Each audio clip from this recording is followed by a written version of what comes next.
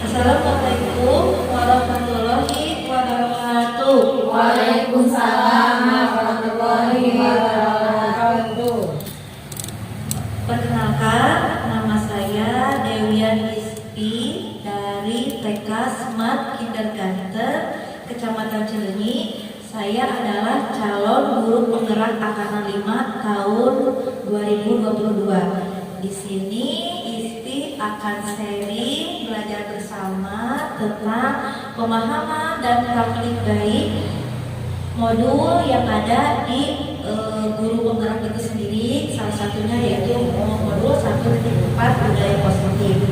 Sebelumnya Ispi ucapkan terima kasih kepada Kepala Sekolah TK Smart Kindergarten yang telah memberikan izin dukungan kepada Ispi dalam mengikuti kegiatan calon guru penggerak Angkatan 5. Dan terima kasih juga kepada Ibu Ima Fadila selaku Kepala Sekolah TK Alam Nusantara yang telah memberikan izin tempat untuk Ispi bisa berbagi praktik baik, penerapan tentang budaya positif. Dan terima kasih juga kepada rekan-rekan sejawat TK Smart Kindergarten dan juga TK Alam Nusantara yang di sisa-sisa tenaga ini ya habis mengajar menyempatkan waktu untuk kita belajar bersama berbagi praktik baik. Nah, untuk mempersingkat waktu, kita mulai kegiatan ini agar mendapat keberkahan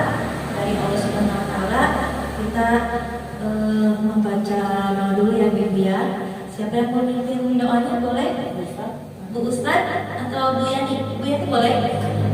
Boleh. Jadi doa ya untuk berkat hari ini.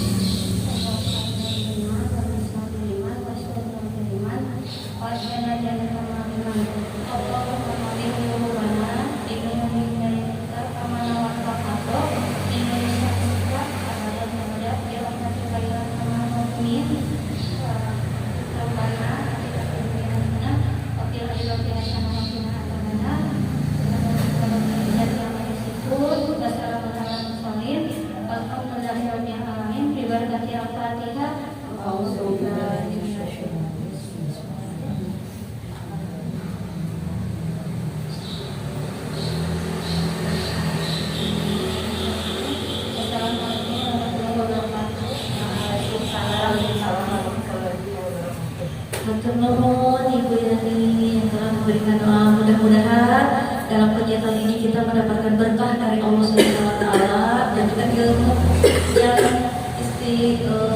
share. Kita akan belajar bersama-sama bagaimana penerapan budaya positif di sekolah. Ibu Ayu, maka sebagai operator di sini ya, Bapak. Nah, kita mulai saja modul 1.4 tentang budaya positif. Nah, ada yang tahu di sini apa itu budaya positif? Apa sih budaya positif? Sebelum masuk ke kita akan belajar bersama bareng-bareng apa itu budaya positif. Ada yang tahu Ibu apa ya budaya positif? Kebiasaan yang baik. Oh ya, kebiasaan yang baik yang diterapkan di sekolah ya. Betul sekali, budaya positif ini adalah kebiasaan atau nilai-nilai kebajikan yang diterapkan di sekolah. Boleh next lagi ya. Nah, nilai-nilai kebajikan di sini salah satunya yaitu ada di profil pelajar Pancasila. Nah, budaya positif merupakan perwujudan dari nilai-nilai atau keyakinan universal yang diterapkan di sekolah. Salah satunya nilai kebajikannya yaitu profil pelajar Pancasila. Ada 6 ibu-ibu. Nah, yang PPG kemarin pasti udah tahu nih profil pelajar Pancasila. Coba yang IKF yang kemarin ikutan pelatihan kurikulum mereka ada 6 profil pelajar Pancasila. Ada yang sudah ingat atau lupa lagi? Ada ingat atau lupa lagi? Boleh ya. Yang pertama, tentu saja kita beriman, bertakwa dan berakhlak, bergotong royong, mandiri, berkebinekaan global, bernalar kritis dan juga kreatif. Nah, budaya positif diawali dengan perubahan paradigma teori kontrol. Nah, selama ini barangkali kita sebagai guru berkewajiban mengontrol perilaku siswa agar memiliki perilaku yang diharapkan. Akibatnya apa ya? Kalau kita mengontrol sebagai guru, mengontrol anak kan harus ini, harus sesuai dengan gimana. Akibatnya apa nih? Akibatnya apa? Siswa akan berperilaku baik ketika jika ada guru misalnya ketika membuang sampah. Di sekolah anak-anak mungkin saja membuang sampah pada tempatnya, tapi ketika di luar kelas, ketika di lingkungan rumah atau di lingkungan sekolah, anak-anak buang sampahnya kadang di jalan, kadang di selokan. Berarti apa itu kan belum adanya belum muncul ya kebiasaan dari dalam diri anak-anak tersebut. Betul sekali. Nah, yang dapat mengontrol siswa adalah diri siswa itu sendiri, sehingga tugas kita untuk menumbuhkan motivasi dari dalam diri siswa. Nah, seperti itu. Tunggu sebentar Bu Ayu. Nah, Bu Ispik kelupaan tadi dalam kegiatan ini selama kurang lebih 2 jam kita kan ini mau ya ada kesepakatan kelas yang ada di kegiatan ini. Bu Ispik udah nyiapin, Ispik sudah siapin kertas kesepakatan kelas apa yang ibu-ibu mau ketika kegiatan ini berlangsung. Nah, boleh ya diisi dulu Pak. Boleh di ini. Nah, jika sampai agar apa sih kesepakatan kelas ini? Agar agar teman-teman di sini nyaman, teman-teman di sini merasa enjoy, kita berbagi, kita belajar bersama tentang penerapan dan praktik baik ini. Ya, kesepakatan yang ada di sini misalnya boleh main HP atau boleh ke kamar mandi, atau kalau ada WA atau hujan boleh baca dulu HP gitu ya. Atau misalnya boleh apa yang kesepakatan kelas ya, contohnya tuh rekan-rekan dalam kegiatan ya seperti itu. Ya. Contohnya ibu Nina nih, serius santai, boleh makan ya. Yang sudah boleh kayak ya. Atur dong Bu Nina. Sama-sama. Karena apa? Sudah Ibu. Atur dong. Atur dong.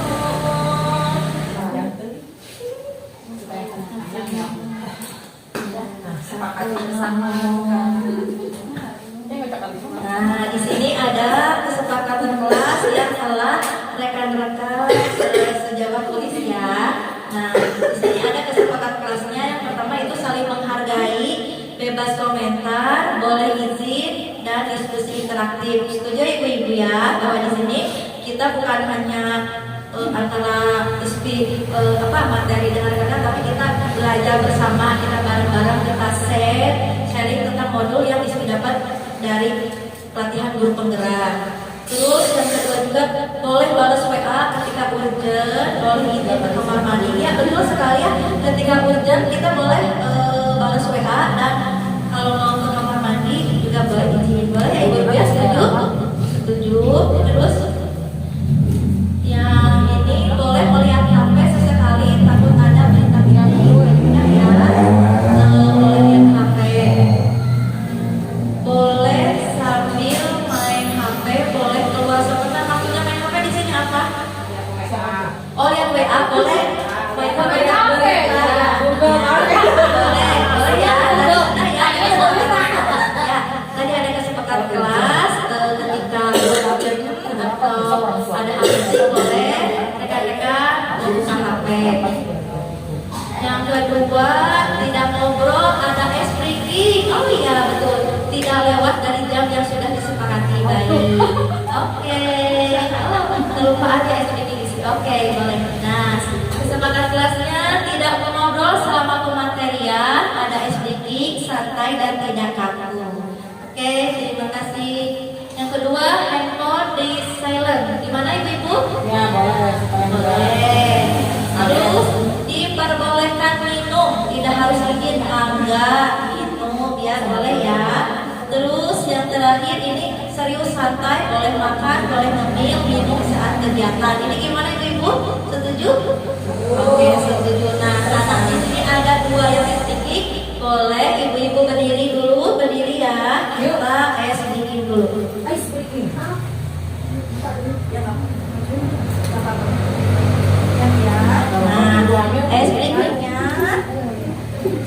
SDG-nya di sini kita Bu Ayu di sini boleh.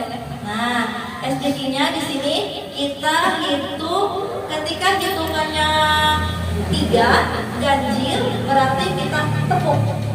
Nah, coba kita ya ganjil itu tepuk. Berarti berhitung ya setiap angka ganjil itu berhitung. Tapi sekarang jangan dulu banyak. 1, 2, 3. Udah 3 balik lagi ke 1 ya. Bisa? Ya. Mulai dari Bu Ayu. 1. Oh, salah. Iya, iya, stop ya. Siap. Bu Ayu. 2. Terus? Terus? Ya.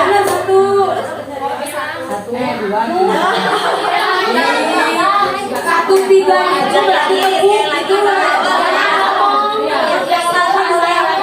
Sekarang masih awal kelipatan ganjil bilangan 1 dan 3 balik lagi ke awal ke 1. Ya, siap. Mulai dari Bu Novi. 2, 3.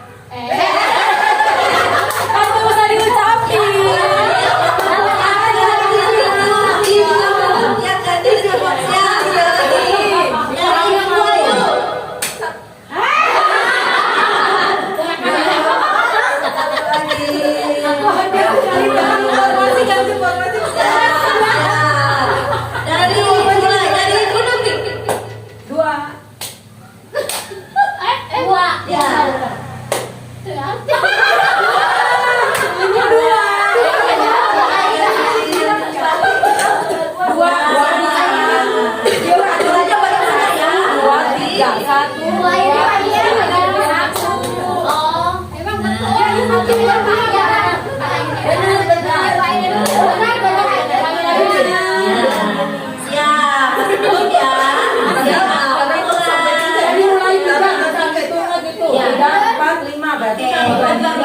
Baru awal ya, baru awal. Sekarang kita tetap bilang ganjil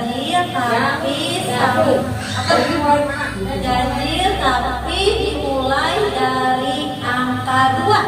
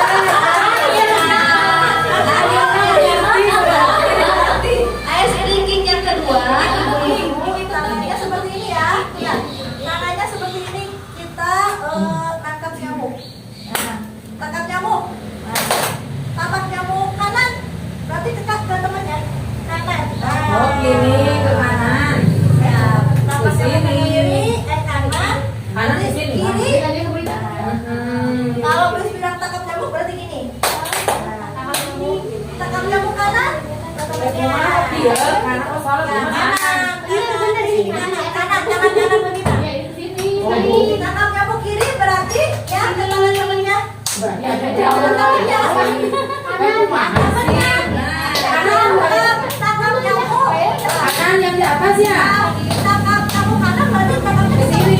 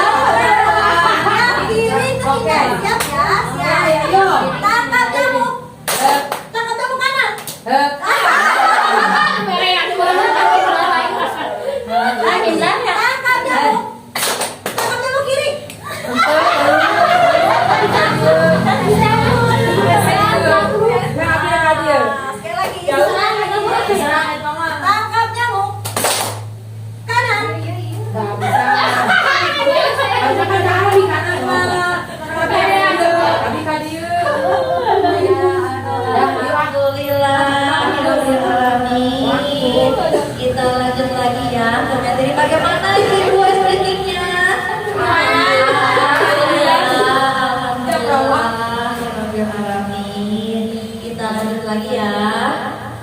Ini udah ya. Nah, kita lanjut lagi dari tadi. Budaya positif itu tentang pembinaan nilai-nilai kebajikan yang ada di sekolah. Salah satunya yang ada di kurikulum Merdeka adalah 6 dimensi profil pelajar Pancasila. Nah, di sini tujuan kuliah dari penerapan disiplin positif adalah agar terbentuknya kurikulum yang berkarakter, berdisiplin, santun, jujur, peduli, bertanggung jawab, dan merupakan pembelajar sepanjang hayat. Nah, sekarang bagaimana caranya untuk menumbuhkan motivasi intrinsik anak? Nah, di sini ada dari budaya positif ini ada beberapa materi yang kita akan belajar bersama-sama, kita akan sharing bersama bagaimana menumbuhkan motivasi intrinsik anak. Lanjut. Nah, yang pertama yang saja teori motivasi. Di sini ada 3 teori motivasi. Yang pertama, untuk menghindari ketidaknyamanan atau hukuman. Apa yang terjadi jika saya tidak melakukannya? Ini bersifat mencekam. Salah satunya, misalnya jika saya datang terlambat, pasti kan dihukum, potong gaji. Nah, seperti itu. Jadi untuk menghindari ketidaknyamanan. Terus untuk mendapatkan imbalan atau penghargaan dari orang lain. Misalnya apa yang saya dapatkan apabila saya melakukannya. Misalnya ketika di kelas anak-anak misalnya dapat stiker, berarti kan itu dapat ini ya, dapat penghargaan, sekarang reward. Nah, sekarang bagaimana supaya anak-anak bisa melakukan ya, tapi tanpa adanya penghargaan. Terus yang ketiga, untuk menjadi orang yang menghargai diri sendiri dengan nilai-nilai yang mereka yakini. Di sini akan menjadi orang yang seperti apa apabila saya melakukannya. Ini berarti. Nah, hal yang ditekankan di sini adalah untuk menjadi orang seperti apa nanti. Misalnya kalau sama sekarang nanti bakal apa sih ke depannya? Misalnya kelasnya kotor atau misalnya nanti banjir semuanya. Nah, seperti itu. Itu adalah bersifat istana. Nah, lanjut.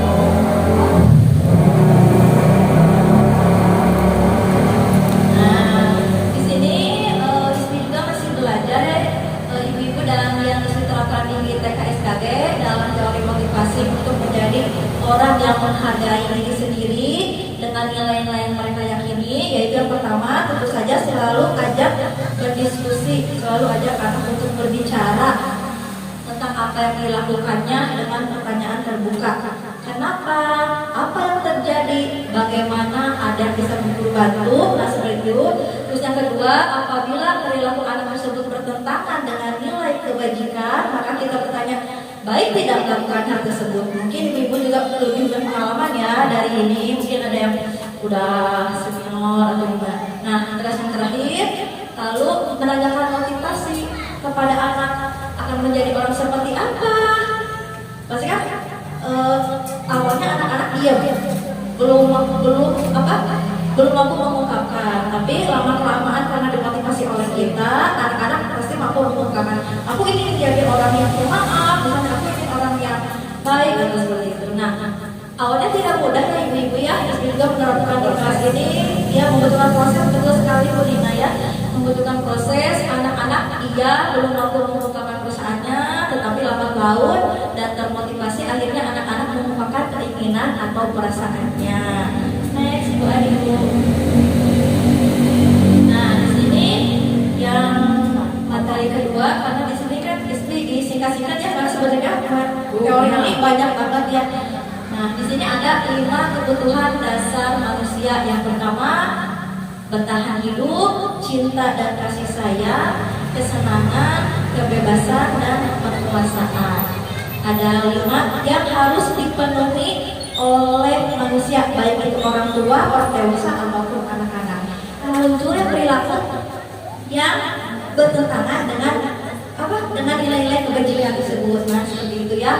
Yang pertama, bertahan hidup, kebutuhan yang bersifat fisiologis, misalnya kesehatan, rumah, makanan, kebutuhan untuk merasa aman. Yang kedua, kebutuhan kasih sayang dan rasa diterima. Kebutuhan yang bersifat psikologis meliputi kebutuhan makan, hubungan, dan koneksi. Kebutuhan untuk memberi dan diterima, kasih sayang, akrab dengan orang tua, teman sebaya, sangatlah penting dan suka bekerja dalam kelompok. Nah, yang ketiga di sini adalah penguasaan, pengakuan yang aku bisa nih. Aku biasanya suka jadi penguasa tuh, aku pemimpin biasanya gitu ya. Anak-anak yang di kelas itu adalah salah satu dari anak-anak yang aku nih pemimpin. Nah, itu ada berarti ada penguasaan ini. Kebutuhan selalu ingin jadi pemimpin, suka mengamati sebelum mencoba hal baru, merasa kecewa bila melakukan kesalahan, rapi dan sistematis. Yang keempat, kebebasan. Nah, di sini kebutuhan kemandirian, otonomi, menginginkan pilihan, perlu banyak bergerak, suka mencoba-coba, tidak terlalu terpengaruh orang lain, senang mencoba hal yang baru. Berarti anak yang kebebasan ini adalah senang mencoba hal baru. Nah, kebutuhan yang terakhir adalah kesenangan, kebutuhan merasa senang, bermain, tertawa, biasanya menikmati apa yang dilakukannya, berkonsentrasi tinggi saat mengerjakan hal yang disenangi, suka permainan, suka mengoleksi barang, suka bergurau, melucu dan menggemaskan. Nah, sekarang ada studi yang sering, apalagi ibu-ibu yang sering, rekan-rekan di sini mungkin sering mengalami kejadian serupa. Nah, di sini ISPI ada kejadian hari-hari kemarin, Aska terlihat tidak bersemangat dan lemas, sehingga Aska tidak mengikuti kegiatan opening time atau baris pas hari Rabu minggu kemarin. Nah, menurut ibu guru nih, kebutuhan dasar apa yang perlu terpenuhi oleh Aska? Tadi kan ada 5 kebutuhan dasarnya: bertahan hidup, terus rasa kasih sayang yang diterima, kesenangan, kebebasan, penguasaan. Nah, itu ya. Boleh ibu-ibu di sini kita balik lagi ke slide yang awal ya, dan alasannya kenapa. Nah, ini coba di belakangnya aja. Boleh satu-satu. Boleh ya. Nah, terus yang kedua. Kebutuhannya coba mau di screenshot boleh ya. Kita juga karena kan sama-sama guru ya mengajar, kita jangan sampai anak kelas ya udah di sini aja. Nah, jangan sampai kita jangan sampai kita membiarkan anak-anak seperti itu. Kita harus mengetahui alasan apa anak tidak mau baris, atau alasan apa anak tidak mau berdoa, atau alasan apa anak tidak mau belajar seperti itu ya. Jadi kita mengetahui alasannya. Kebebasan boleh. Nah, ada juga ya, di sini juga sebagai ini refleksi diri. Berarti kita harus menanyakan dulu ke anak tersebut kenapa seperti ini. Nah, kenapa tidak mau baris? Jangan tunjuk, oh udah mau baris, ya di sini ya, tunggu sebentar ya, ini baris. Nah, itu berarti anak udah. Berarti kita harus tanyakan alasannya kenapa nggak mau baris, kenapa nggak ikut berdoa.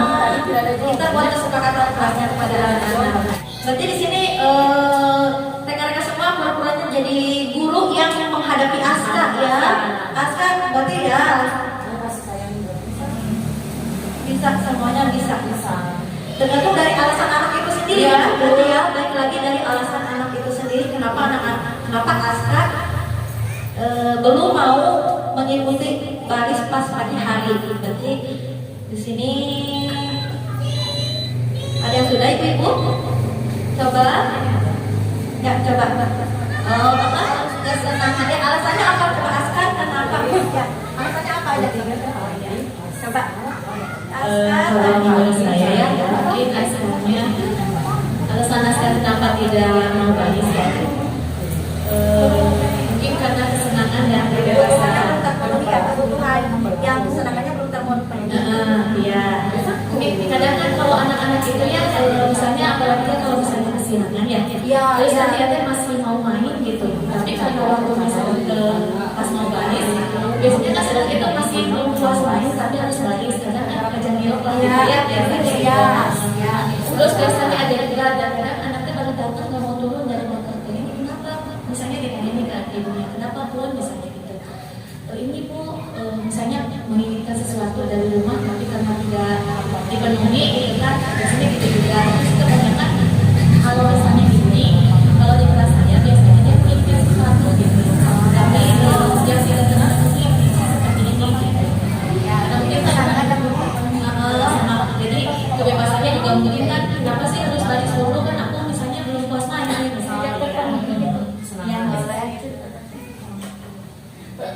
terima kasih ya Bu Yuni. Betul, tadi ada salah satu kesenangan yang belum terpenuhi. Jadi anak itu nggak mau baris karena kan waktunya sebentar tadi Pak Siangan. Boleh yang lainnya? Kebutuhan sama ya kesenangan dalam artian alasannya dia anak belum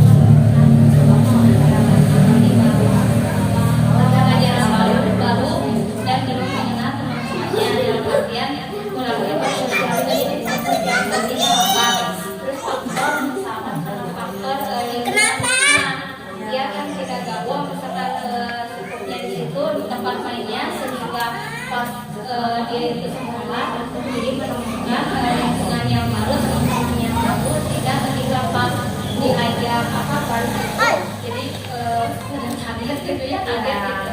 Nah mungkin ya, terima kasih betul ya tadi bahwa kesenangannya mungkin aja pas awal-awal ajaran baru mungkin anak-anak kan ini baru kenalan sama teman butuh ini taunya harus baris kayaknya anaknya belum puas nih aku mainnya berarti kesenangan yang belum terpenuhi. Boleh dari Ibu Aini?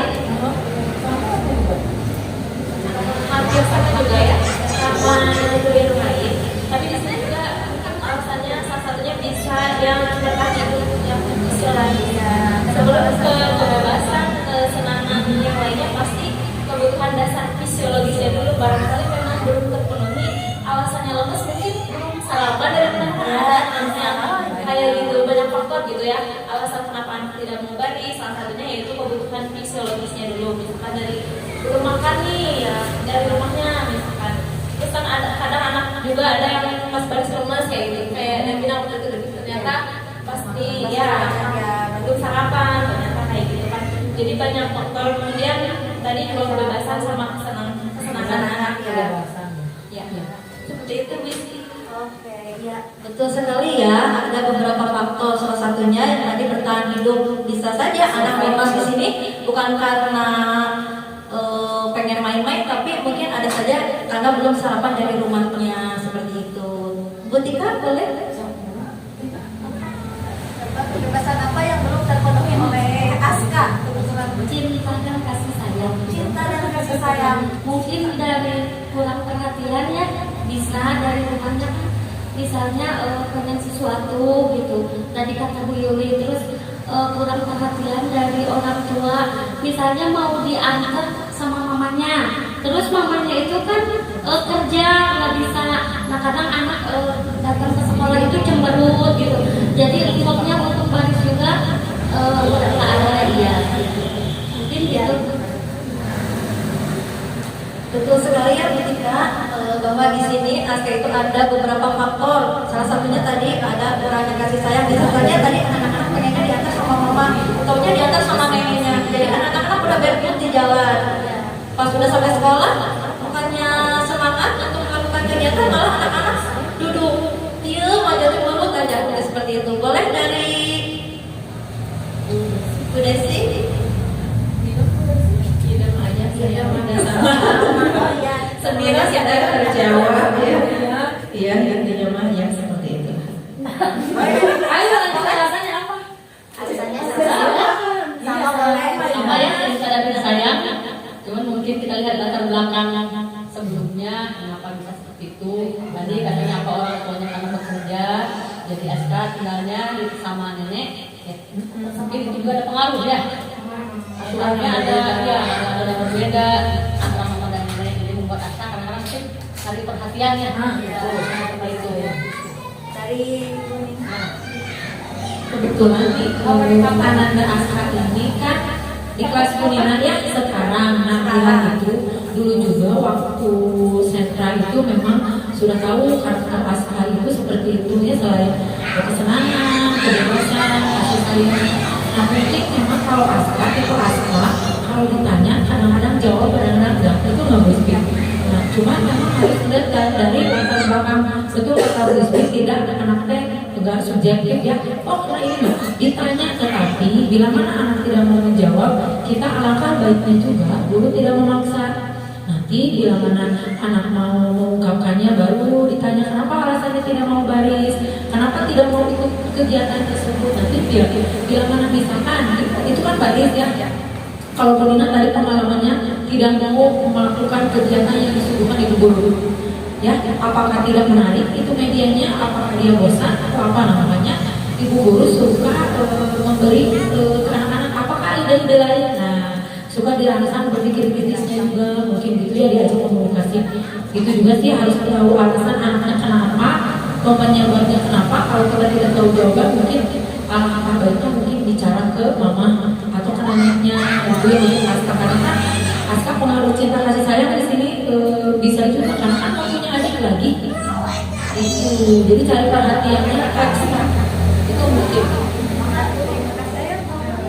Sama kita mau kita oke. Ya, tuh Kalau kan kasih sayang dan rasa keberapa gitu tuh bisa jadi sama seperti alasan dari ibu semua. Kalau misalkan Aska kan bisa jadi ketika sebelum dari opening itu opening berbaris itu kan misalkan diminum. Nah, pas lagi main itu bisa jadi anakku ada konflik di situ tuh. Nah, kadang-kadang nggak tahu kalau misalkan konfliknya itu bagaimana. Sedangkan temannya mau berbaris, sedangkan Aska tidak mau. Nah, terus ditanya kenapa tidak mau, belum mau menjawab, tidak apa-apa. Tapi sama kita terus tadi Ibu Lina bilang, terus kita diajak ke komunikasi gitu sampai tahu alasannya kenapa Aska itu tidak mau. Betul sekali ya dari ibu semua bahwa kebutuhannya tidak ada yang salah, semuanya benar. Bisa saja Aska bertahan hidupnya belum terpenuhi, bisa saja kasih sayang dan rasa diterimanya belum dipenuhi, kesenangan, kepuasaan, kebebasan. Nah, di sini ketika Ispin bertanya pas ke Aska, nah, jika kita tidak langsung bertanya kepada anak, kita tidak tahu alasan Aska mengapa tidak ikut baris hari itu. Nah, hari itu Ispin nanya nih ke Aska, katanya jawabnya kakinya pegel. Berarti kebutuhan dasar yang belum terpenuhi oleh Aska adalah istirahat agar kakinya tidak pegel, berarti bertahan hidup terus.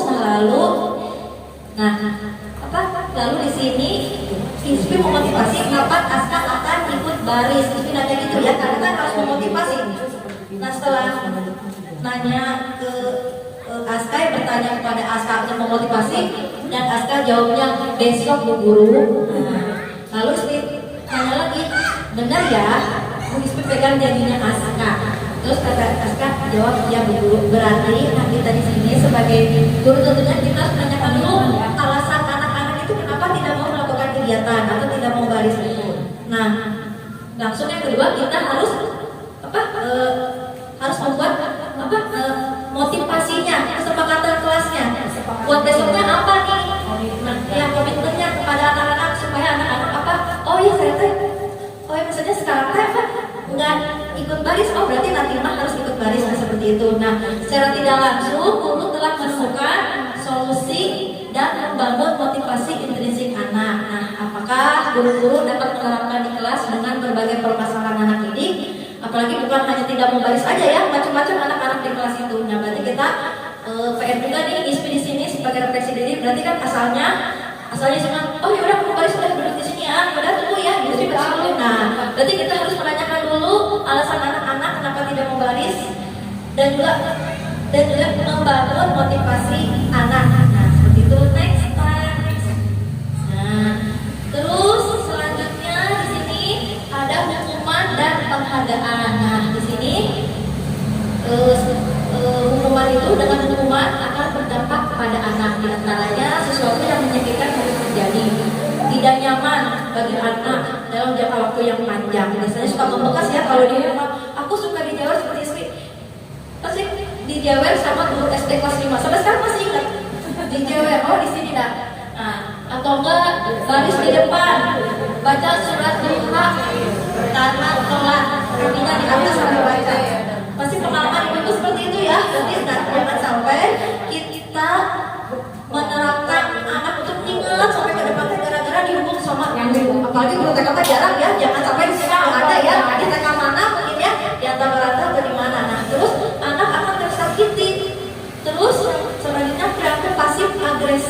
Jadi anak-anak sering dimarahi sama orang tuanya di rumah, pasti di sekolahnya aktif ya Bu ya. Apa lebih teman-temannya lebih aktif, lebih apa. Nah terus yang terakhir berlaku pada sebuah institusi. Peraturannya kamu harus seperti itu. Ini biasanya di jenjang yang tinggi ya Bu ya, biasanya di SMP atau di SMA kamu itu harusnya pakai bajunya seperti ini, sepatunya harus hitam. Biasanya seperti itu ya. Kalau di TK kan jarang lah, biasanya ibu-ibu itu lemah lembut, belalang senyum. Nah di TK meski jarang mendengar anak dihukum oleh gurunya yang spesial sebagai pengetahuan tentang hukuman. Ayo lanjut. Nah di sini ada teori ya. Di sini mengutip dari satu paragraf di sini harus ditulis sama yang ininya. Menurut Lincoln nggak bisa bahasa Inggrisnya ya. Jadi Kondisi by Reward 1993 wawancara ASCD Annual Conference Maret 1995 bahwa mengungkapkan bahwa penghargaan maupun reward adalah cara-cara mengontrol perilaku seseorang yang menghancurkan potensi untuk belajar yang sesungguhnya. Nah, pengaruh jangka pendeknya apa pemberian reward di sini atau penghargaan? Jika kita menggunakan penghargaan lagi dan lagi, maka orang tersebut akan bergantung pada penghargaan yang diberikan serta kehilangan motivasi dari dalam motivasi intrinsik anak. Kan kita berhadapan dengan anak didik, tentunya motivasi anak didik. Nah, contohnya pemberian stiker bintang kepada anak, karena istri apa kita rekan-rekan semua guru TK sering memberikan bintang ya. Ini anak-anak hebat, anak-anak sudah mengerjakan ini hebat, dapat bintang. Wih hebat, anak-anak sudah melompat 3 kali bintang. Wah hebat, anak-anak sudah membuang sampah bintang lagi. Wah sampai anak terbungkus hari terdapat 10 buku, 15, aku pun 10. Nah di sini, di TK tentunya dengan memberikan stiker adalah hal yang sering digunakan. Istri juga sebenarnya sering menggunakan stiker agar anak senang. Setelah mendapatkan pemahaman ini, penanaman budaya positif tentang penghargaan, istri jadi berefleksi diri. Oh ternyata banyak efeknya, efek dari penghargaan tuh anak tuh jadi, oh bu mana stikernya bu? Aku baik, aku digembleng itu mana stikernya bu? Nah jadi anak tuh, oh ya kebiasaan, gara-gara dikasih stiker jadi anak-anak, oh ya kebiasaan, jadi kalau misalnya baik, bu aku udah buang sampah, bu mana stikernya? Jadi ketagihan seperti itu. Nah akhirnya apa kan? Di TK tentunya dengan memberikan stiker ada hal yang sering digunakan anak, nah, agar anak senang, tetapi alangkah bijaknya untuk dapat mengurangi pemberian stiker agar terbangun motivasi dari dalam diri anak, melakukan segala sesuatu ataupun perbuatan tanpa adanya penghargaan. Nah, berarti istri bareng-bareng ya kita mengurangi dengan apa sih? Nah, salah satunya dengan ucapan boleh, dengan good job, dengan hebat, dengan high five, bisa seperti itu ya. Nah, yang sudah istri terapkan mulai udah beberapa minggu, beberapa bulan mungkin ya diterapkan menghilangkan tapi mengurangi pemberian stiker agar anak yang melakukan kegiatan pembelajaran ataupun perilaku baik mengetahui alasan mengapa harus melakukan hal demikian serta memotivasi untuk menumbuhkan motivasi intrinsik anak dengan boleh dengan high five hebat atau dengan good job atau 2 jari oleh 2 jempol seperti itu. Lanjut. Nah, terus materi yang selanjutnya di sini adalah keyakinan kelas atau kesepakatan kelas.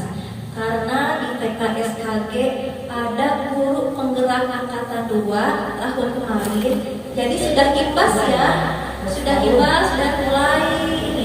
mulai diterapkan dan dijalankan. Untuk tahun ajaran baru juga sudah diterapkan. Jadi keyakinan kelas itu adalah nilai-nilai kebajikan universal yang disepakati secara tersirat dan tersurat, lepas dari latar belakang suku, negara, bahasa maupun agama. Nilai kebajikan menekankan pada keyakinan seseorang akan lebih memotivasi seseorang dari dalam. Nah, tahapan menciptakan nilai kebajikan yang pertama, tentukan nilai kebajikan yang ingin dijadikan perhatian utama di sekolah. Yang kedua, sempurnakan beberapa daftar nilai kebaikan utama. Dan yang ketiga, tentu saja buat poster keyakinan kelas yang boleh berupa print, boleh berupa spanduk yang ditempel di dinding kelas. Selanjutnya, nah, pembentukan keyakinan kelas. Nah, di sini keyakinan kelas bersifat abstrak, bukan aturan ya, bukan peraturan. Terus keyakinan kelas berupa pernyataan-pernyataan universal. Keyakinan kelas hendaknya tidak terlalu banyak sehingga mudah diingat oleh warga sekolah. Keyakinan kelas sebaiknya sesuatu yang dapat diterapkan di lingkungan sekolah. Semua warga kelas hendaknya ikut berkontribusi dalam kegiatan pembuatan keyakinan kelas lewat curah pendapat, bersedia meninjau kembali keyakinan kelas dari waktu ke waktu. Next, nah di sini yang ISPI terapkan di kelas yaitu yang pertama, curah pendapat kepada anak untuk dapat mengungkapkan keyakinan atau kesepakatan kelas apa yang diinginkan ketika berada di kelas. Yang kedua, tentu saja buat poster dari keyakinan kelas, boleh keyakinan, boleh kesepakatan kelas. Artinya sama saja ya, Ibu Dina ya, seperti itu ya.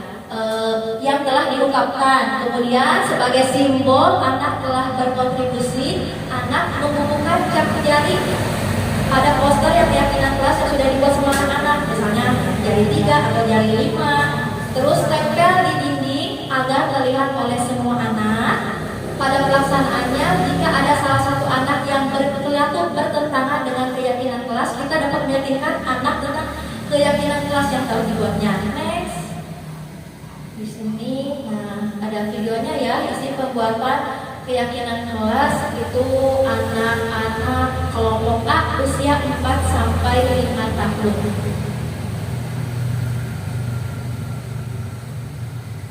Bisa?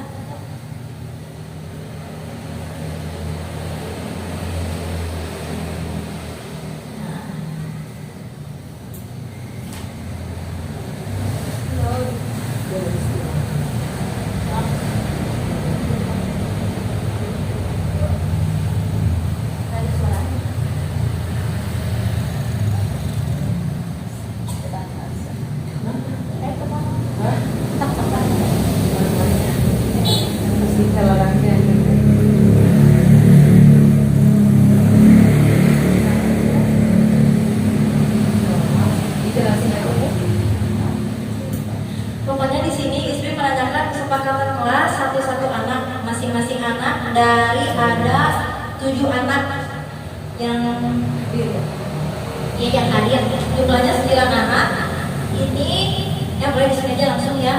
Jadi di sini ISPI menanyakan satu-satu kesepakatan kelas yang diharapkan ada di kelas. Misalnya ISPI pertama bertanya kepada anak perempuan. Katanya kata Arsi yang pertama yaitu mengikuti kegiatan berdoa. Tapi kan ini apa sih bahasa yang dirubah sama istri sendiri ya. Anak mah kadang ikutan berdoa ke istri. Jadi istri di kata-katanya diperbaharui lagi. Terus yang satu lagi mendengarkan guru. Terus yang ini menghargai teman berbicara, asalnya anak tuh tidak ngobrol. Nah sementara kesepakatan kelas tuh jangan ada kata tidak. Jadi lebih ke positif, Jadi menghargai teman berbicara berarti artinya apa? Tidak mengobrol, tidak main-main. Nah seperti itu, lebih ke positif. Terus yang satu lagi berbagi makanan dengan teman.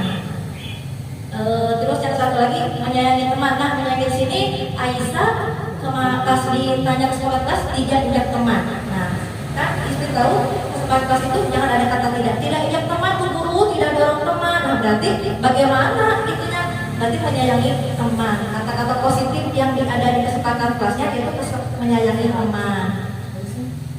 Lanjut. Nah, terus Ali pas membuat kesepakatan kelasnya tidak lari-lari di kelas dulu ataupun di luar. Apa kesepakatan kelas yang positifnya?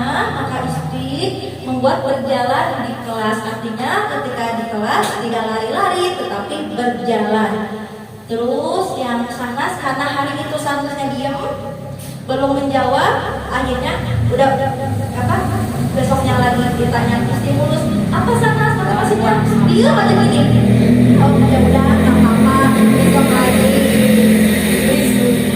Ya, ditanya lagi, terus bilang sama mamanya, Sanas nanti ya di rumah ya, ditanya motivasi kesempatan kelasnya apa?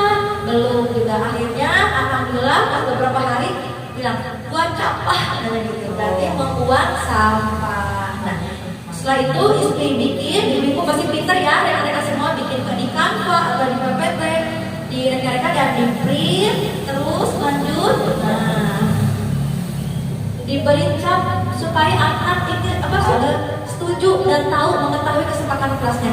Jadi ketika ada anak yang melanggar, jadi anak tahu, katanya harus jalan, tapi kenapa sih kok lari-lari? Ayo kesepakatan kelasnya gimana? Jadi anak-anak tahu, oh iya ini kesepakatan kelasnya Bu Guru. Nah seperti itu. Tapi jika ada anak yang buang sampah sembarangan, berarti anak-anak tahu kesepakatan kelasnya yang telah dibuat oleh rekan-rekannya, seperti itu, sama teman-temannya.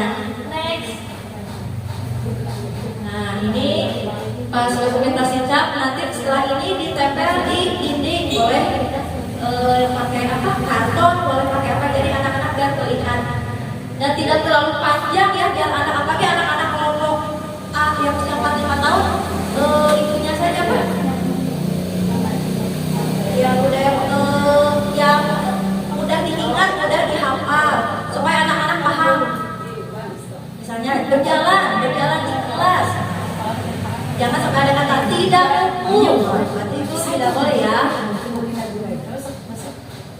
Lanjut. Nah sekarang 5 posisi kontrol, 2 materi lagi ya ibu-ibu ya. Setelah 5 posisi kontrol, terus ada restitusi. Jadi pemahaman kita alhamdulillah ya. Nah di sini ada 5 posisi kontrol kita sebagai guru. Ini lebih ke guru ya. Kalau tadi lebih ke anak, kita menghadapi anak. Kalau ini lebih ke guru, pemahaman kita sebagai guru dalam menghadapi anak. Kebetulan kita menghadapinya di jenjang TK.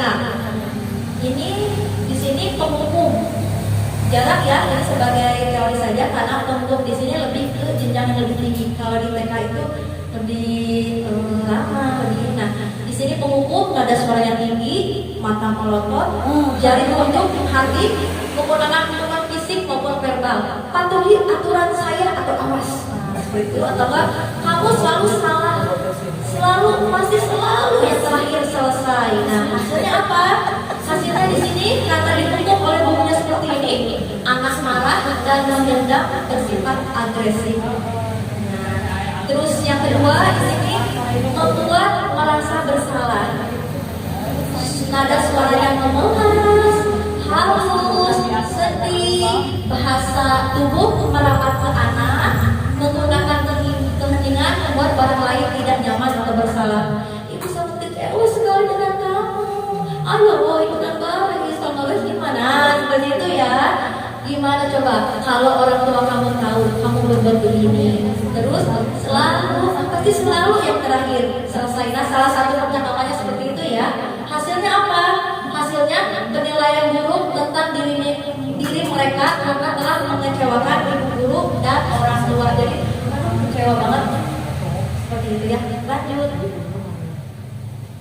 Nah, yang ketiga teman di sini nada suara ramah, akrab, bercanda, bahasa tubuh merapat pada murid, senyum jenaka, berupaya mengontrol murid melalui persuasi. Ayo bantulah Bapak, demi Ibu ya, atau bantulah demi Ibu ya. Jadi lebih ke menghadapi murid itu seperti ke rekan, seperti ke sahabat, seperti ke teman. Hasilnya apa? Anak merasa senang, anak merasa akrab. Dampak negatifnya apa dari teman di sini? Akan bergantung pada guru. Akan bergantung, oh dari itu mah baik gurunya, dari itu mah kayak teman, kayak ini, nah seperti itu. Terus yang keempat, pemantau. Nada suara datar, bahasa tubuh formal, mengawasi. Seperti pemantau bagaimana ya? Sangat mengandalkan perhitungan, catatan, prosedur, seperti ini, apa yang dalam kamu lakukan? Konsekuensinya apa? Seperti itu ya. Hasilnya apa? Anak memahami konsekuensi karena telah melanggar aturan. Guru tetap memantau murid menjalani sanksi. Lanjut yang terakhir adalah posisi kontrol manager. Nada suara tulus, bahasa tubuh tidak kaku, mendekat ke murid, guru berbuat sesuatu bersama murid. Apa yang kita yakini berarti baik lagi ke keyakinan kelas, nilai-nilai kebajikan yang telah dibuat bersama anak-anak, guru bersama anak-anak. Terus apa rencana kamu untuk memperbaikinya? Nah, seperti itu ya. Jadi hasilnya apa? Guru mengembalikan tanggung jawab kepada anak untuk mencari jalan keluar permasalahan dengan bimbingan guru. Jadi bareng-bareng menemukan solusi antara guru bersama anak. Lanjut. Nah, di sini ya bisa jadi dalam praktek penerapan disiplin positif ini kita akan kembali ke posisi teman kepada murid ya, kepada posisi teman atau membuat merasa bersalah karena murid yang ditangani belum tentu siap diajak berdiskusi, belum bisa diajak berbicara atau mengungkapkan perasaan dirinya. Berarti kita balik lagi ke teman ataupun merasa berbuat salah. Tapi alangkah baiknya kita berusaha untuk menuju posisi sebagai manajer. Jadi menanyakan kesepakatan kelas, terus bagaimana rencana anak ke depannya, seperti itu ya. Lanjut. Nah, di sini yang ISP telah lakukan kesepakatan kelas. Yang pertama yaitu bahwa sebelum mendapatkan pemahaman posisi kontrol yang selama ini ISP lakukan kepada anak-anak adalah posisi kontrol membuat merasa bersalah. Ibu ISP mah capek, ada anak-anak yuk ikutin Bu ISP kegiatan. Kalau lari-lari mah nanti capek ah. Jadi pokoknya mah merasa bersalah anak-anak harus ikutin Bu ISP gitu kan, harus ikutin ISP gitu. Jadi menggunakan keinginan membuat orang tidak nyaman. Ayo anak-anak dengan Bu ISP ya, dengan Bu ISP ya. Nanti mengerjakannya susah loh, nggak bisa loh. Nah, itu ya, memang istri sering ya seperti itu. Nanti anaknya nggak bisa. Ayo dengerin saya sebentar aja, 10 menit aja. Nah, istri suka seperti itu ya. Pengalaman, tapi istri sekarang sedang berusaha untuk mencapai posisi manajer kepada anak. Nah, terus di sini analisis peristiwa yang terjadi. Soal istri merasa termenung yang selama ini istri lakukan belum membangun motivasi intrinsik anak, menjadikan anak merasa bersalah dengan sikapnya. Nah, tindak lanjutnya apa sih setelah mendapatkan ini? Nah, tindak lanjutnya setelah mendapatkan teori 5 posisi kontrolnya, yaitu paradigma atau cara pandang istri kepada anak mulai berubah. Ya, berubah kan apa sih? Namanya juga proses ya, Bina ya. Jadi jangan sampai dulu kan masih sedikit-sedikit berubah dan mulai menerapkan posisi kontrol manajer bersama dengan anak, mendukung anak, menemukan solusi yang dapat dari anak dan bertanggung jawab atas sikapnya, seperti itu. Nah, sekarang alhamdulillah materi yang terakhir setelah 5 posisi kontrol kita diharapkan mencapai posisi manajer ya, posisi kontrol manajer dengan strategi restitusi. Jadi diharapkan kita menerapkan posisi kontrol sebagai manajer dengan strategi segitiga restitusi yang diterapkan baik di tingkat TK, SD, SMP, SMA ini berlaku ya, karena kita untuk apa tujuannya? Memotivasi anak dari dalam diri, jangan dari guru, ya dari dalam diri anak-anak. Jadi bagaimana anaknya bertindak, bagaimana anak-anak bertanggung jawab, menemukan solusi untuk kedepannya agar anak-anak berperilaku sesuai dengan nilai-nilai kebajikan. Seperti itu. Nah, di sini lanjut ya, restitusi sebuah cara menanamkan disiplin positif pada murid. Restitusi adalah proses kolaborasi yang mengajarkan murid untuk mencari solusi untuk masalah dan membantu murid berpikir tentang orang yang seperti apa yang mereka inginkan. Nah, melalui restitusi, guru menanggapi dengan cara yang memungkinkan guru untuk membuat evaluasi internal tentang apa yang dapat mereka lakukan untuk memperbaiki. Ciri-ciri restitusi yaitu untuk belajar dari kesalahan, memperbaiki bagi hubungan, restitusi itu ada tawaran. Baiknya seperti apa ya? Coba bagaimana solusinya dari tawaran bukan paksaan. Kamu itu harusnya berbuat baik ya. Kamu itu harusnya buang sampah ya. Nah, tidak paksaan tapi lebih ke tawaran. Coba baiknya bagaimana kalau buang sampah sembarangan? Coba baiknya gimana kalau anak-anak tidak ikut baris? Nah, kita menanyakan ya. Jadi baiknya gimana? Anak-anak tahu mikir. Jadi anak-anak tuh mikir, oh iya kalau nggak baris berarti nggak sehat. Nanti nggak kuat badannya. Jadi anak-anak lebih berpikir. Jadi kita untuk mencoba untuk menggali alasan anak. Jadi dengan ciri-ciri restitusi adalah cara yang paling baik. Fokus pada karakter, bukan fokus pada solving. Lanjut. Nah, di sini kelihatan kan? Ada segitiga restitusi. Yang pertama yaitu menstabilkan identitas. Menstabilkan identitas itu salah satu pertanyaannya kepada anak seperti ini. Misalnya ada anak yang nangis. Nah, setiap orang apa sih? Setiap orang suka menangis. Iya, bisa juga pernah menangis. Jadi yang sampai jangan nangis, balik tadi itu. Jadi kita menstabilkan dulu identitas. Bila ada anak yang nangis, udah nggak apa-apa. Dulu juga pernah menangis. Wispi juga pernah menangis. Udah apa-apa kok menangis. Menangis itu adalah hal yang wajar. Kamu bukan satu-satunya yang pernah melakukan ini. Seperti itu ya. Kan biasanya di rumah kalau ada nangis, langsung dipeluk. Itu apa itu pesawat terbang itu. Nah seperti itu. Nah kita nggak apa-apa ya, menstabilkan identitas dengan udah nggak apa-apa. Bu Guru juga pernah menangis atau Bu Guru juga pernah marah. Ada anak yang marah. Bu Guru juga pernah marah. Nah setelah menstabilkan identitas di sini, terus kita validasi tindakan yang salah. Bagaimana? Nah validasinya salah satu pertanyaannya yaitu kamu tentu punya alasan mengapa melakukan hal itu. Oh ya, kamu punya apa?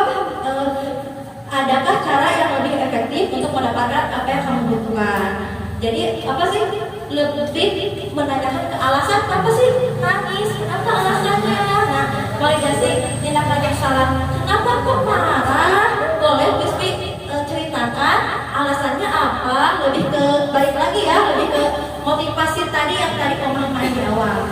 Terus setelah menstabilkan identitas, terus validasi, yang terakhir menanyakan keyakinan. Balik lagi yang berkaitan dengan kesepakatan kelas yang telah dibuat di awal. Jadi keyakinan kelas apa yang telah kita sepakati? Kamu ingin menjadi orang seperti apa? Jadi balik lagi ke keyakinan kelas atau kesepakatan kelas. Seperti itu ya Ibu ya. Nah, di sini menstabilkan identitas di sini ada beberapa pertanyaan yang mendukung menstabilkan identitas seperti berbuat salah itu tidak apa-apa, tidak ada manusia yang sempurna. Iya begitu juga pernah salah. Saya juga pernah melakukan seperti itu dan lain-lain sebagainya. Lanjut. Terus, ini ada video ya. Bisa dibuka. Oh ya, Iya. Jadi alasannya. Nah, jadi tanyakan dulu apa kejadiannya, apakah yang bisa dibantu. Terus ada salah satu anak, iya aku sudah mendorong Galip sampai jatuh. Alasannya itu kenapa? Karena bentuk mainan seperti itu ya. Jadi alasannya bagaimana menerapkan restitusi di lingkungan sekolah. Isu juga sekarang masih belajar dan ibu belum sampai full menerapkan segitiga restitusi karena balik lagi ke posisi lima kontrol. Kadang istri menjadi teman, kadang juga menjadi orang yang merasa bersalah karena anak, apalagi anak usia TK yang masih belum mampu mengungkapkan harus dimotivasi oleh guru. Dan bagaimana supaya kedepannya mudah-mudahan istri lulus CGP ini dapat menerapkan dan mengimbaskan kepada rekan-rekan sejawat untuk menerapkan budaya positif di lingkungan sekolah ya.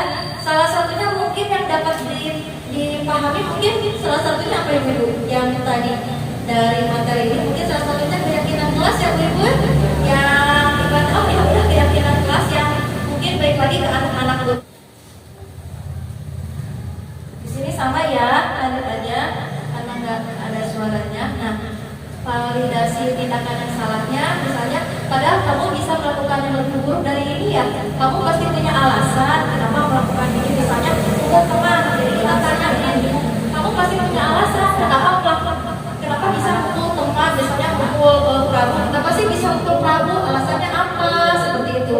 Kan pasti anak itu punya alasan. Itu Bu udah direbut mainannya. Jadi aku teh marah, aku teh dipukul. Nah, berarti kita validasi tindakan yang salah. Betul tidak kalau marah? Betul tidak ya pukul teman dengan bahasa kita ke anak, karena ini kan bahasanya bahasa baku.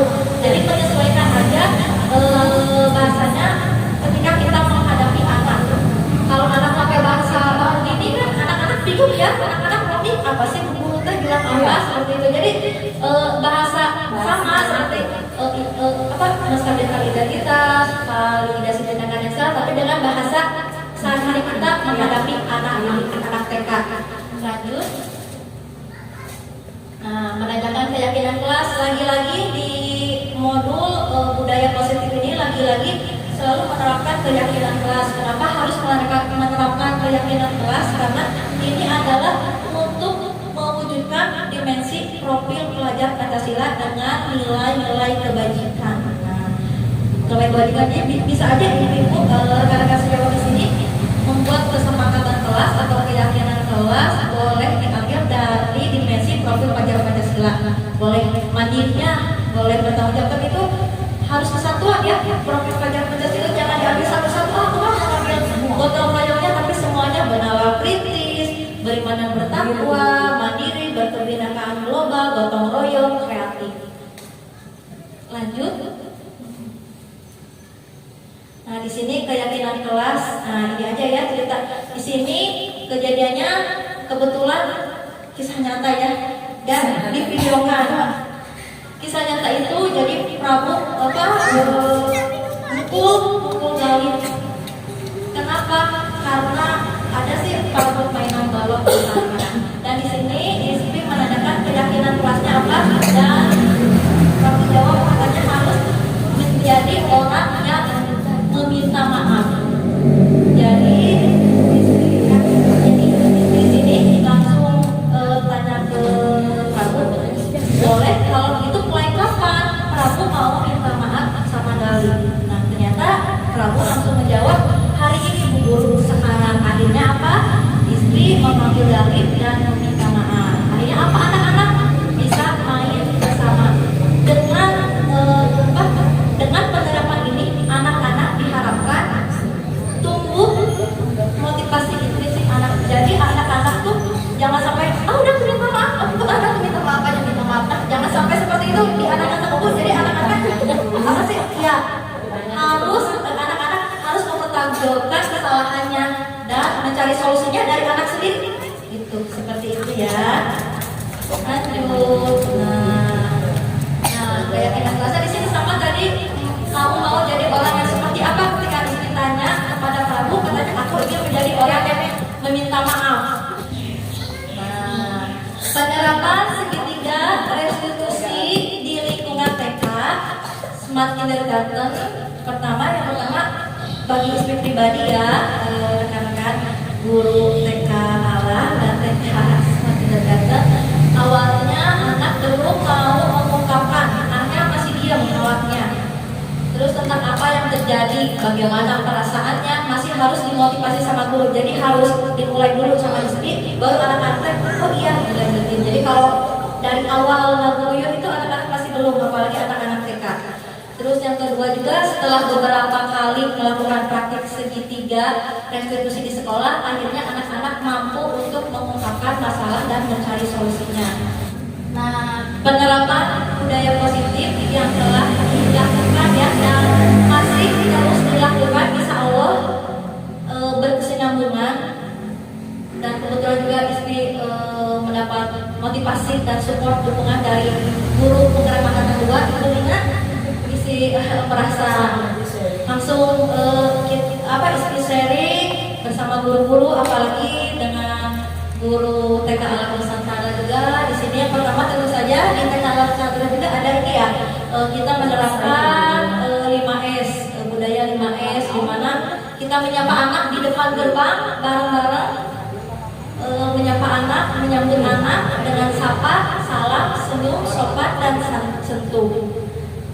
Menanyakan kabar, how are you today, assalamualaikum, selamat pagi anak-anak, dan langsung anak-anak semangat karena disambut oleh semua guru di depan, dan langsung kita kan masih efek dapat sesudah corona jadi cuci tangan. Lanjut. Passwordnya anak-anak ketika sudah cuci tangan menyimpan sepatu di loker, menyimpan tas, langsung password ini ya, password kelas. Jadi betul ya perasaan anak-anak maunya apa sebelum masuk kelas. Nah seperti itu. Lanjut. Istri yang video sendiri jadi goyang-goyang nggak kelihatan ya, nggak apa-apa. Lanjut. Nah, kehadiranku itu barusan fotonya nggak sempat belum dimasukkan jadi absensi ya, jadi anak datang absensi, jadi ada foto kalau anak pulang jadi kembalikan absen karena 1, 2, 3 absensi. Karena itu sebagai pemahaman anak untuk apa ya? Tadi keyakinan kelas diri sendiri, tanggung jawab kepada sendiri sendiri. Aku sudah datang nih, berarti aku kan ada fotonya. Kalau tidak datang, jadi anak-anak tahu siapa yang hadir hari itu, siapa yang tidak hadir hari itu. Jadi di kelompok A sendiri, pada ada 3 orang anak yang tidak sekolah dan anak-anak tahu semuanya. Coba siapa yang tidak masuk ini absen berapa? Absen 5 bu, absen 4 sama absen 5, 6, 4 sama 4, 5, 6. Berarti anak-anak apa sih? Anak-anak secara tidak langsung mengenal angka melalui absen, mengenal nama temannya melalui absen, nama sendiri melalui absen, dan tanggung jawab kepada diri sendiri seperti itu. Lanjut. Tangan tadi pas sudah penyambutan anak, karena pasca corona anak-anak harus selalu mencuci tangan. Terus sabar menunggu giliran, jadi tidak boro-boro, jadi langsung di belakang. Ini penerapan untuk kelompok A usia 4 sampai 5 tahun. Jadi bagaimana anak-anak untuk belajar sabar. Nah, menjadi PR tuh anak PG bagaimana untuk sabar. Belum ya. Untuk tidak sakit ya. Alhamdulillah ya. Memang ya tidak mudah. Istri juga sedang berusaha menerapkan, kita belajar bareng-bareng, menerapkan segitiga diskusi di jenjang TK, membutuhkan waktu yang tidak singkat, membutuhkan proses yang panjang dan continue, terus-menerus. Anak-anak dimotivasi untuk terus membangun motivasi intrinsik anak. Bagaimana kita sebagai guru juga menerapkan 5 posisi kontrol di posisi yang paling atas nih, manajer. Mudah-mudahan ya, amin ya ibu-ibu ya, kita bisa menerapkan di posisi manajer, posisi kontrol manajer. Dengan penerapan ke anak didik, kita menanyakan dulu alasannya, terus memotivasi anak dan menanyakan keyakinan kelas jika ada anak yang melanggar atau bertentangan dengan nilai kebajikan. Jadi kita ingatkan kembali bagaimana kesepakatan kelasnya. Terus harus jangan sampai bosan-bosan ya untuk menggali, memotivasi anak untuk menerapkan perilaku sesuai perilaku yang sesuai dengan nilai-nilai kebajikan. Nah, guru hanya perlu menuntun sesuai dengan Hajar Dewantara. Guru itu menuntun, bukan untuk mengarahkan. Guru itu menuntun, menebalkan garis-garis yang tersamakan. Jadi anak-anak lahir itu sudah ada garis-garisnya. Jadi guru hanya perlu menyamakan saja, menyamakan garis. Berarti guru hanya perlu menuntun lakunya anak untuk mencapai segala kekuatan kodrat, untuk mencapai kebahagiaan dan keselamatan. Kalau bukan dari kita ya ibu, kalau bukan apalagi kita ini adalah guru TK. Masa awal fondasinya, ibaratnya kalau pendidikan fondasinya tuh dari kita dulu gitu. Kalau bukan dari kita, terus siapa lagi? Ya apalagi kalau bukan dari kita. Terus yang akan membawa perubahan, membangun motivasi intrinsik anak, motivasi dari dalam diri anak, sehingga anak memiliki karakter, sikap tanggung jawab, mandiri untuk mewujudkan profil pelajar Pancasila. Bismillah ya ibu-ibu ya, salah satunya untuk mewujudkan motivasi intrinsik anak, salah satunya ada di modul budaya positif. Jika jika ibu-ibu ingin PPT-nya, insya Allah istri akan kirim ya. Kirim ke Bu Ima, insya Allah ini salah satu tugas istri juga sebagai diseminasi, tugas guru penggerak, diseminasi imbas kepada rekan sejawat. Mohon maaf rekan-rekan apabila istri terlalu cepat dalam menyampaikan materinya. Mohon maaf dari awal apabila istri ada kesalahan kata atau silahkan. Terus terima kasih yang sebanyak-banyaknya kepada rekan-rekan yang telah meluangkan waktu. Alhamdulillah terima kasih yang telah meluangkan waktu, apalagi dengan Bu Ima sudah memberikan tempat, memfasilitasi istri dalam tugas diseminasi guru penggerak. Jazakallah, terima kasih Ron. Mohon ibu-ibu sadayana. Yang terakhir kita ucapkan bareng-bareng alhamdulillahirabbil alamin.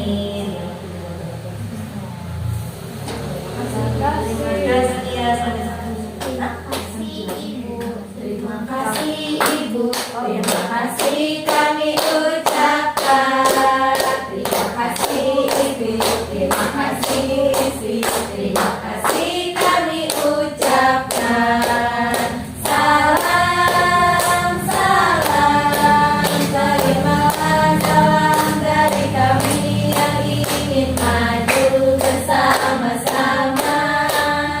Salam, salam, terimalah salam dari kami yang ingin maju bersama-sama.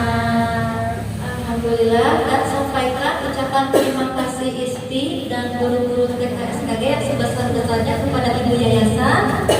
Sampaikan juga ucapan terima kasih istri dari selaku perwakilan dari TKSKG kepada Ibu Ima. Mohon maaf apabila sudah meminta waktu ibu guru yang harusnya sekarang istirahat, harusnya les mengikuti kegiatan istri. Alhamdulillah,